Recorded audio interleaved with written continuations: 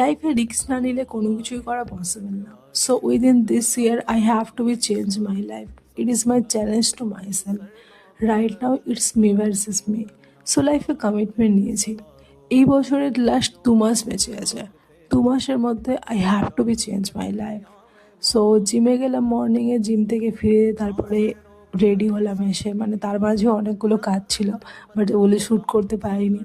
তো এসে রেডি হলাম, পুজো করলাম। তারপরে সকালবেলা মর্নিংয়ে অনেক কাজ থাকে। অ্যাকচুয়ালি অনেস্টলি স্পিকিং আমার মর্নিং অফিস মিনস 8:50 মধ্যে আমাকে ইন করতে হয়। তো বুঝতেই পারছো অনেক চাপ থাকে সকালবেলা। তারপরে উঠে রেডি হলাম, অটো ধরলাম, তারপরে মন্দিরে প্রণাম করে হাঁটতে হাঁটতে অফিস গেলাম। সকালবেলাটা খুবই হ্যাট্রিক চলে আমার, but I have to be properly schedule my life. কারণ কি আমি মর্নিংয়ে ফার্স্টে উঠি, এটা হলো দুপুরের lunch. So that's it for today blog.